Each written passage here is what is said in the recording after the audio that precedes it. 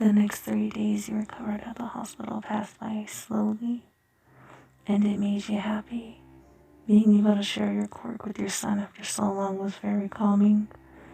To Kirishima, seeing his wife and son happy was all he ever did need to have a full life.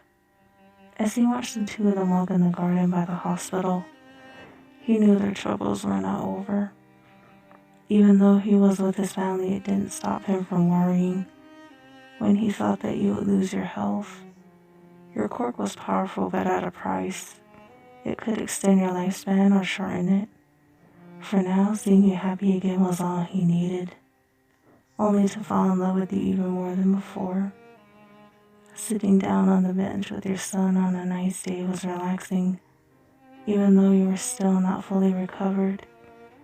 A little spaced out, you felt your son hold your hand gently. Then you looked at him. "Yes, Nishima? Mom, one day will I have a jacket like yours?" Smiling softly at your son, then taking off your necklace with the moonstone, you placed the necklace in his hand. "You will, but for now, this is all you need, Nishima." "Mom, isn't this the moon pendant? I thought there were two." "Yes, even though now there is just this one. Keep it with you all the time. Any dream you have, this will make it happen." As your son hugged you, all you could do was hold him closer to you, knowing that he was safe. Kirishima hugged the two of you, closing your eyes as he held you both, made this moment more precious to him. When Nishima fell asleep on your lap back in your hospital room as you sat in bed, the feeling you had felt was a little uneasy as Kirishima stood by the window then sat beside you. His eyes and the way he sat right by you made you blush deeply. Then your hand was in his. "Kiri, is anything wrong?" "No, only that I have a question for you." "What would that be?" Nothing prepared you for what he was going to ask or do. Before Kirishima spoke, he knelt beside your bed on one knee, holding your hand in his. "Today I ask you, will you marry your hero once again?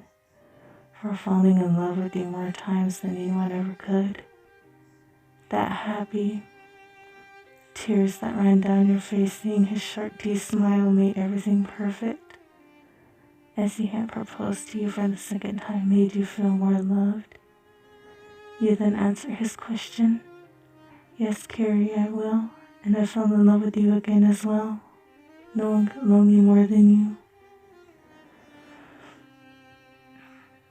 Sitting beside you again with his arm around your shoulder, then kissed the top of your head, Kirishima then looked at his son as he still slept on the other side of you. He smiled again. He covered him up with a blanket once more. "We did good raising him." "Yes, Kiri, we did. Now all we have to worry about is rest." "Then let's do that. We don't know what to expect."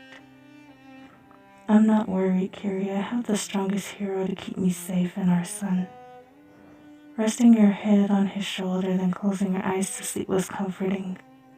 Kirishima blushed deeply from hearing your words, but it made him even have more determination to keep his family safe.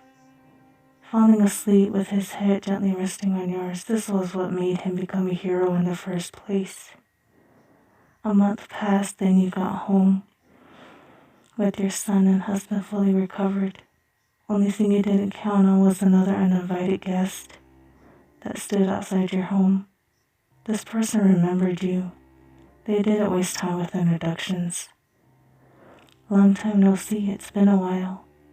"Not long enough, now leave before I lose my control and leave my family alone." And there will be another part, and I hope you enjoyed, and everyone is having a good night, and later.